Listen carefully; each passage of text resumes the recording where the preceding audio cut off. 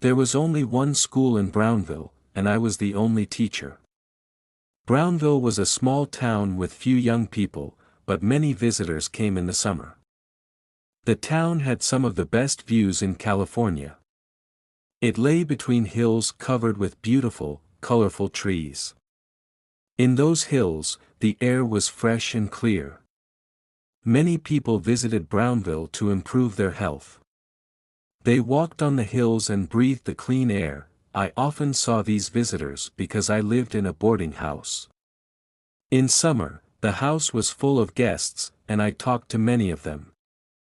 I had my breakfast and supper there, and I spent the rest of the day at the school. The school was not far away. It was on the other side of a hill. By road, it was about 1.5 miles away, but I knew a shorter way. I could walk over the top of the hill in 15 minutes along a path through the forest. One late evening, on the last day of term, I was coming back along this forest path. I had stayed late at the school because I was writing reports about my students. The sun was setting, and its golden light shone through the trees, making long dark shadows. I was very tired, so I sat down on an old fallen tree to watch the sun go down. The forest was calm and peaceful. Suddenly, I heard voices. One voice was a woman's, and it sounded angry. The other was a man's, deep and musical, like a singer's voice. I could not see who was speaking. But I heard the words clearly. "Don't threaten me. You can do nothing. Don't try to change anything, or you will both suffer," said the man. "What do you mean?" The woman replied in a clear but angry voice. "Do you mean that you will murder us?" The man did not answer. I wanted to hurry to the boarding house because it was almost supper time and I was hungry. But I did not want to walk past the man and woman. I looked around and saw no one, so I quickly stood up and continued walking. Soon it became almost dark. Suddenly, I saw the two people standing on the path among the trees.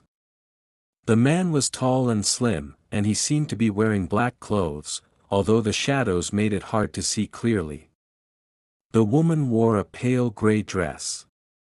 They did not notice me. As I watched, the woman knelt before the man. She held her hands together in front of her face. I wondered if she was begging for help or praying that he would not hurt her. The scene made me feel very uneasy and sad. I sensed that trouble was near. I stepped behind a large tree. When I looked again, the man and the woman had disappeared. I walked on until I saw the warm light from the boarding house windows. But the image of the man and woman in the dark forest stayed in my mind and made me feel unhappy and uncomfortable. The next morning at breakfast, I noticed new guests. A young woman sat at the table across from mine, but she was not the woman I had seen the night before. Then another young lady entered the dining room. The two looked very similar and were both very pretty. When the second young lady spoke, I recognized her voice immediately. I had heard it in the forest. I soon learned that the two young women were sisters. I guessed they were about 18 and 20 years old. After finishing my coffee, I left the dining room quickly. I was alone in the room and did not want to overhear their private conversation. I also did not want them to notice me. Later, I heard the tall, slim man singing. He was in the garden of the boarding house. As I had suspected, he was a singer practicing his song. He sang La Donna è mobile from Verdi's opera Rigoletto. His strong voice was very beautiful, but it also sounded out of place in a simple boarding house in Brownville. I wondered why he would sing like that. Did he want the guests to admire him?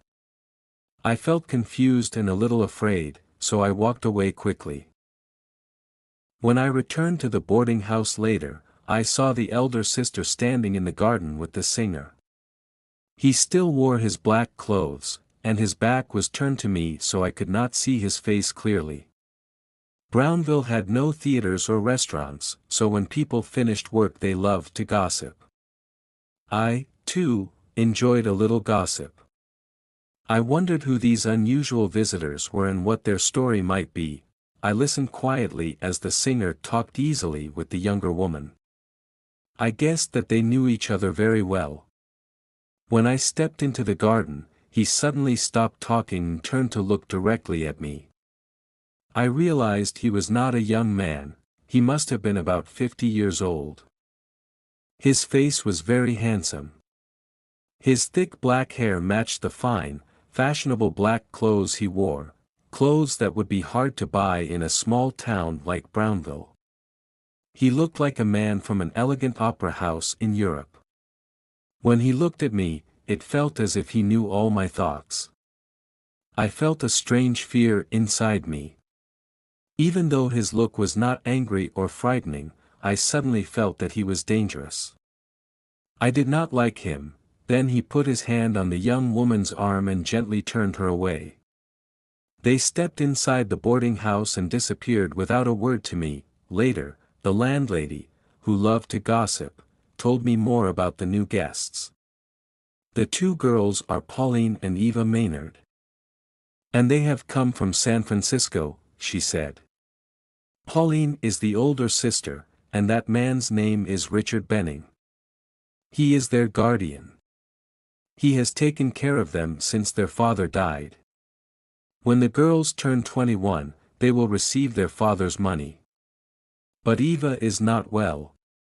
Mr. Benning believes that the clean air of Brownville will improve her health. He spends a lot of money on them, and on himself. Some people even say he might be spending their father's money. Soon, it was my summer vacation. I did not need to return to the school for several weeks. I walked on the hills, enjoyed the views, and breathed the fresh air. I often saw Richard Benning and the two girls walking on the hills too. They seemed happy together. But I remembered the strange words I had heard that night in the forest. I thought about what Eva might have said. Do you mean that you'll murder us? I wondered why she had said that. For a while, I tried to forget those frightening words. Then one morning, the people of Brownville talked about a terrible tragedy. Pauline Maynard, the older sister, had died. Many people came to the boarding house to offer kind words. I went into the sitting room and saw Eva standing beside her sister's body, weeping. Pauline lay in a wooden coffin. Her face was very pale, almost as if she were sleeping. A crowd gathered in the doorway. Suddenly, Richard Benning pushed through and entered the room. He tried to take Eva's hand, but she pulled it away and cried, "It's you. You've done this. You. In a soft voice, Richard said, "She doesn't know what she is saying. She has had a terrible shock. She is upset." He moved closer to Eva, but she stepped back. Without touching her hand again, he slowly extended his hand in front of her face. Immediately, Eva closed her eyes and stood still. Then, he took her hand and gently put his other arm around her shoulders. Soon after, she began to cry again. And he carefully led her out of the room. A few days later, an inquest was held in Brownville. The coroner listened to Richard Benning, a doctor, and several other people from the boarding house. On Pauline's death certificate, the cause of death was listed as heart disease. They thought Pauline had died suddenly because her heart was weak. Benning even sent for an undertaker from San Francisco, and Pauline's body was taken there and buried. Neither Richard nor Eva attended the funeral. Many townspeople thought this was very strange and wrong. "Poor Eva," the landlady said to me. "Her health is not good. Mr. Benning is worried about her. He does not want to take her back to San Francisco because her health might get worse there. It is better for her to stay here in Brownville." A week later, one evening after supper, I went out into the garden. There I saw Richard Benning and Eva standing beneath a tree. They were holding hands and looking deeply into each other's eyes. It was a gentle and romantic scene, but something did not feel right. Benning was 50 years old and Eva was not yet 20. As her guardian, he should have been like a father to her. Not a lover. I hid in the shadows and listened quietly. Suddenly, I heard Eva say in a trembling voice, "You will kill me. I know that you killed Pauline. I beg you, kill me quickly. Let me be at peace." Richard Benning did not reply. He released her hand and walked away. He then went up the hill toward the forest where I had first seen him. As he walked, he sang. His fine voice sounded beautiful and wild. Eva stared after him. With her hands clasped as if in prayer, she listened quietly. I stepped out of the shadows, and she looked at me. Perhaps I had startled her. "Miss Maynard," I said softly, "I'm sorry. I did not mean to frighten you. I heard what you said. I believe you are in danger. You have no one to trust." Her voice became soft and strange as she replied, "You can do nothing for me. We will leave soon, far away. Please, do not tell anyone about what you have seen or heard here." I protested gently, "But this is crazy. I am sure you are in danger, and even the people of Brownville might be at risk. You must tell me what happened. Didn't you love your sister?" "Yes, I loved her," Eva whispered, "but I love him more." Her voice turned cold as she continued, "If I speak, no one will believe me. And if you tell anyone, I will say your words are lies." Then she smiled, a beautiful, sweet smile that did not match the hardness in her tone. She squeezed my hand and said, "Come with me.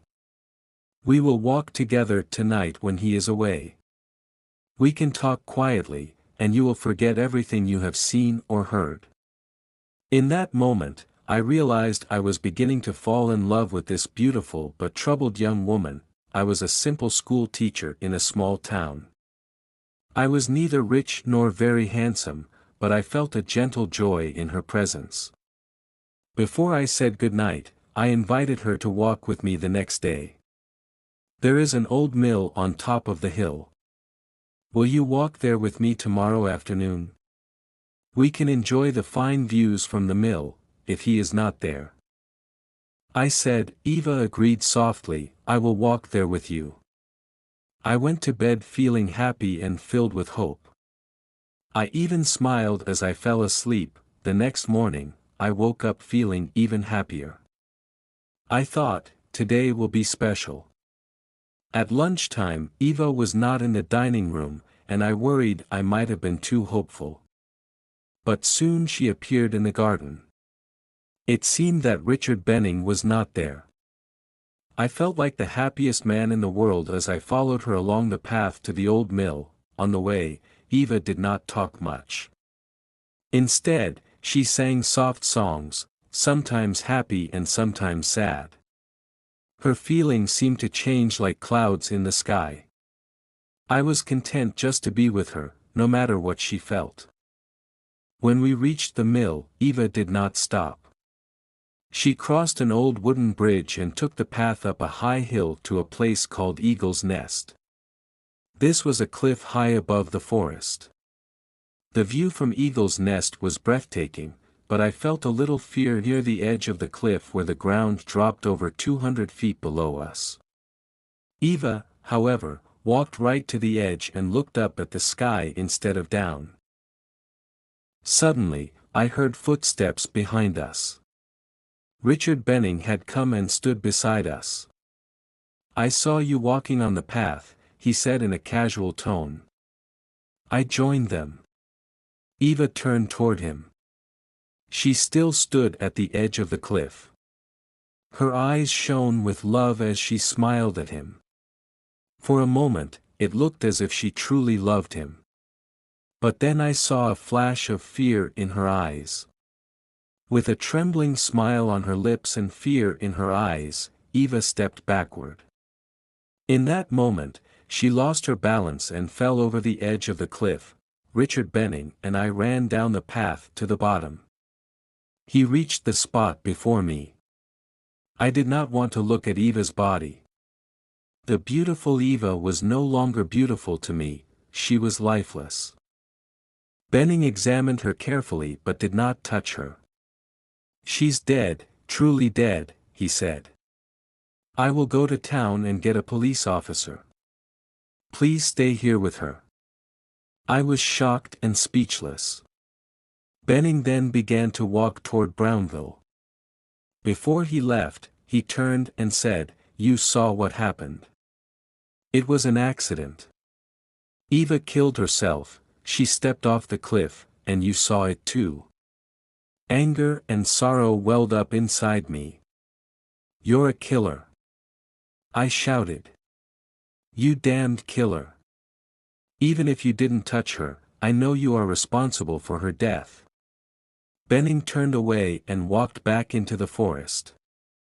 As he disappeared among the trees, I heard him singing softly, a beautiful, wild song that now filled me with deep sadness and lingering fear.